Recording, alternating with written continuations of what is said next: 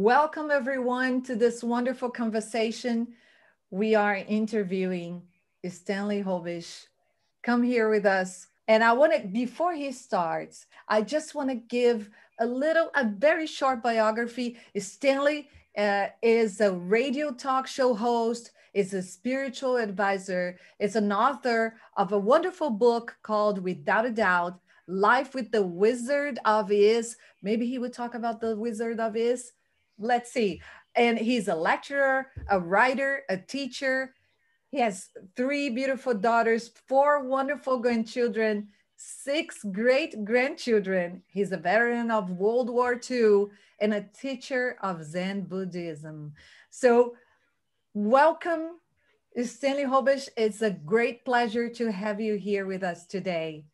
Hi, Cynthia. Thank you for inviting me. I'm looking forward to it. Wonderful. I got a lot of questions for you. So how are you doing? How are you doing these days during this, let's say, one of the toughest time in history? Yes, I would like to talk tonight or maybe some other time. I don't know, but we can talk about this pandemic and what I feel is a very, very important cause of it when we understand just how important being in the frame of mind and having committed something called egocide and how that affects our immune system and why some people seem to get it and some don't, and some that immune system is just so important. And we improve our immune system when we have committed something I call egocide. Okay, I'll explain that if I can. Oh, this is very interesting. You got me listening. Can you say something about it? Just the name. It's not a very common name. We don't hear that much. As a matter of fact, I thought I invented it, but apparently I didn't. I had seen it someplace.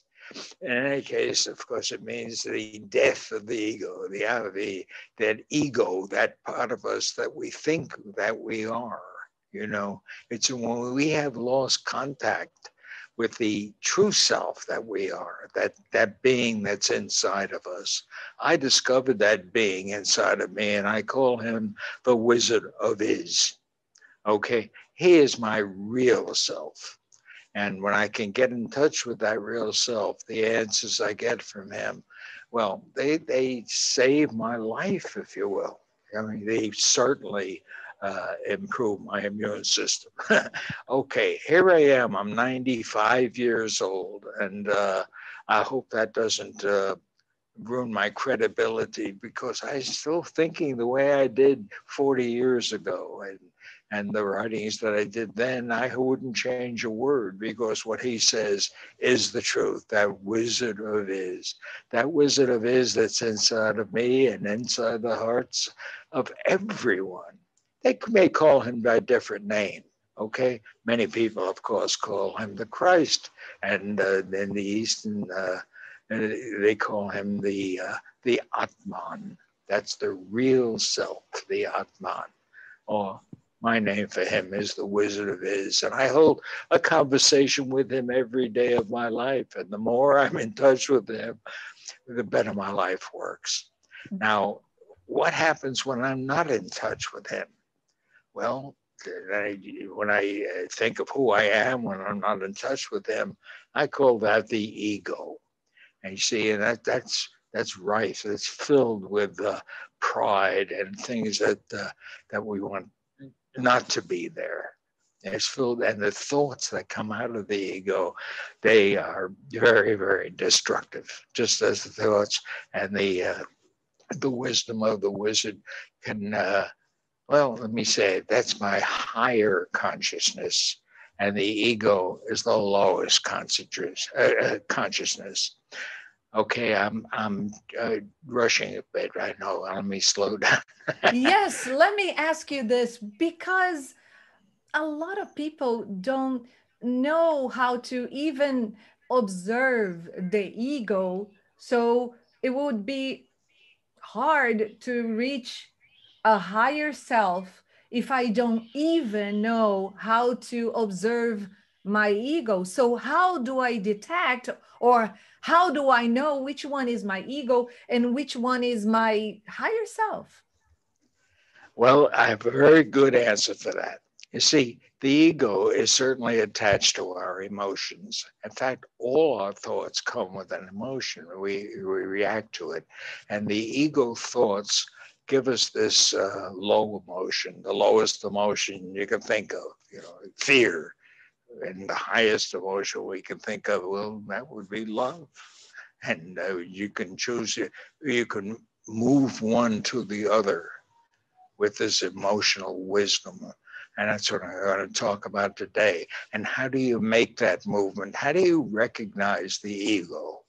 Okay, because when it's in action, you don't even recognize. You think that's who you are. I mean, this happened, and these are my thoughts about it. But it's not your thoughts about it. It's the ego's thoughts about it. You can't actually. Egocide means killing the ego. We can never kill the ego because it's part of our thinking, and it's part of our emotions. And when our emotions are low, the ego is in charge. So our effort then is to be of higher consciousness, and uh, you don't kill the ego, but certainly, well, let's put it this way: egocide is not suicide, but you are moving away uh, from your who you are. From moving When you're moving away from who you are to the ego, you suffer. And most of the world, most of the people you meet, uh, including myself, believe me, every day of my life, I slip off my perch and I'm not in love and I am ego driven, just like everybody else. But that is being unconscious. So consciousness is the most important thing. Consciousness contains our energy. We live, well, our life is this conscious energy that flows through us. And who we are is that intelligent being that controls our conscious energy. I'm going to teach you something, okay? I'm going to give you an example. Raise your left hand. Okay, now close your eyes and picture your hand and feel your hand. And you feel the clinging in it. It's alive. You feel it. Now open your eyes and look at it. Look at that hand. Did you notice some change in that feeling? It became much more intense. Yes. That is, the consciousness was raised when you looked at it and concentrated on it. Okay. Now that consciousness that we have is controlled by our intelligence. Our intelligence is actually the controller of uh, our conscious energy. Okay, now you can look at your index finger. Okay, and you'll notice how that consciousness goes into that finger and not the others. And then your middle finger, your consciousness actually moves from one to the other. Okay, that's your conscious energy, and that conscious energy fills our body, and we can control that conscious energy by like the way we're controlling our finger movement right now. And then we get that conscious energy and being aware of it moving through our entire body is very healthy. Okay. Now, as far as I'm concerned, or the wizard answers me when I said, "Well, who is God? Who are you?" He says, "Well, God has this supreme intelligence that controls that conscious energy, which is our life, and God's supreme intelligence that controls and directs the entire universe." And how about that?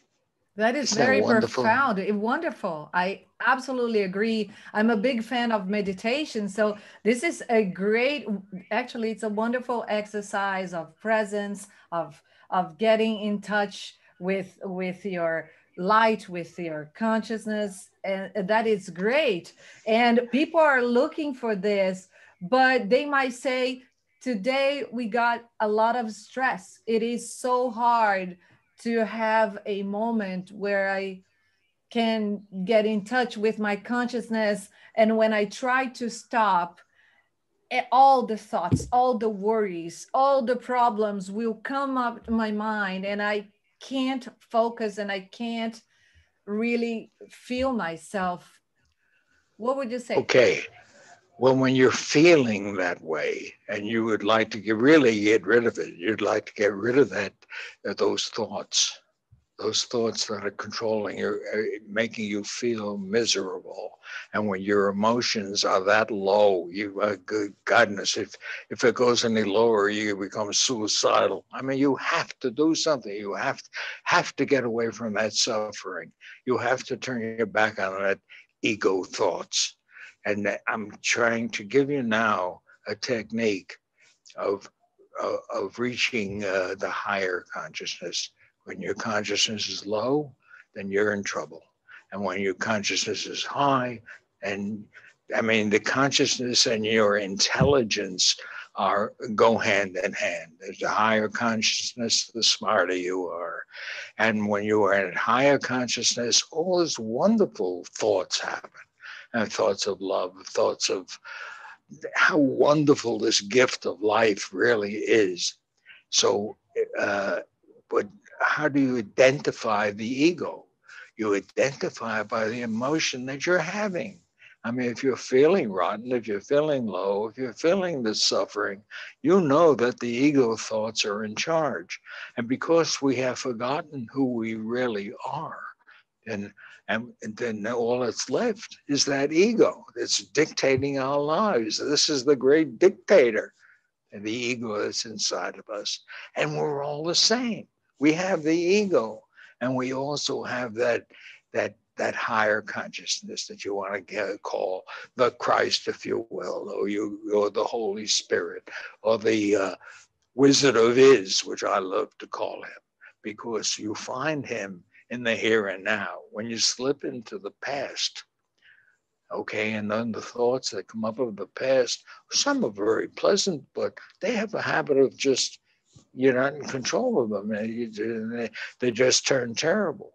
Or you're looking at this unconscious world that's having its effect upon us, a world at war, right? And um, a world that, I mean, these bad thoughts, these thoughts of death and dying, and well, as you get as old as I am, you start to worry about things like that. But you know something? Here I am, 95 years old. I'm not worried about that at all, because I can leave those thoughts behind, and I can go to my ego, and I can really feel the love and the excitement of being alive, and what's happening now. That's all that matters. This present moment is all that matters. And when I can be locked in this present moment, I'm one happy dude. Words of wisdom. I can't agree more with you. So you're saying also that instead of trying to run away from the present moment and trying to find a ways to escape my present moment, I should embrace my present moment. Is that what you're saying? No, my present moment. Yes, you embrace it, but you got to find it, and that present moment is the here and now. You have to be in that present moment. You see, they call this. I call him the Wizard of Is because he's not the Wizard of Was or the Wizard of Will Be. I'm not thinking of the future, because most of our thoughts about the future can be very uh, anxiety producing, because we don't know what's going to happen. But in the present moment, hey, you don't have to know what's going on in the future, because this is where your life is. This is where your happiness is. There's no anxiety, no thoughts about death. There's not even any pain when you're in the present moment. Okay, everything's working perfectly. That present moment is actually who you are. Now, if you take a look at a mirror, you think you're looking at who you are. You're not looking at you're seeing what other people see as you. You look in the mirror, that's how they see you. But when you look out your window, look at that scene that's behind me right now. Look at that beauty that's there. Look at the life that's there. That is who you are and how Wow. you want to be. That is So, so powerful. So powerful. Can I ask you about the message? Stanley, he writes message on a daily basis, daily teachings. And if you would like to read those messages, please subscribe to this channel for more of his teachings. And also let us know if you want to be part of uh, a private group where he shares those teachings, but we also going to be sharing them right here. Can I read one of this message, the one that you wrote today? Can I read it for us, and you can talk about it a little bit about it? please, I'd love you to do that. Okay. So the title of the message is Supreme Intelligence. God is the supreme intelligence that governs the universe. The God that I am has human intelligence. My level of consciousness determines my human intelligence. Fear lowers my level of consciousness. Love raises it. Explain to us, please. Yes, I guess this is what I've been trying to say, but I've already said it in that writing. Yes, love changes it. Another good way of making that movement from fear to love is to just close your eyes quickly. Just close your eyes and say to yourself, how does it feel to be in love? Don't answer it. The answer will come to you. The answer will come to you, not in words. You can then open your eyes and look around you, and you will see the room filled with love. You can take all the things in the room out, but that love happens to be conscious energy. You can't see it, but as I showed you before, you can feel it. That conscious energy is our life. And this is one of the ways I move from fear to love by saying, what is it like to be in love? And wait for the answer. It comes to you. People spend their entire lives, I know I did, looking for that feeling, looking for God. And you keep looking, and what do you see? You see misery all around you. And it's such a very difficult thing. But then, if you don't look for it, it will find you. And you know why? Because it's already there. It's built in. It's part of the package that was delivered to us when we were born. It's part of Him. He is inside of us. Call God what you will. But I don't, people ask me if I believe in God. How do you believe in God? I experience Him. And I tell you that that experience cannot be described. And it's kind of like you got this watermelon in front of you. And people say, what does watermelon taste like? You say, well, it's sweet and it's pretty. Hey, why don't you take a bite? You know, because you have to feel it. And when I feel that conscious energy, I'm feeling God. He is me. I am He. And when Jesus said, I and the Father are one, this is the experience. And he was trying to describe it. He was trying to describe that incredible feeling of the conscious energy that is his life. And when he said, I am the resurrection and the life, what did he mean? That life was kind of conscious energy. That's who he is. And the resurrection, that's just another word for reincarnation. We can leave that for another interview. Yes. Oh, you'll have to come back to explain a lot more. I have one more question for you.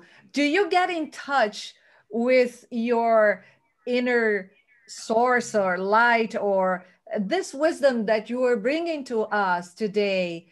Is that something that you allow it to come out of you every day?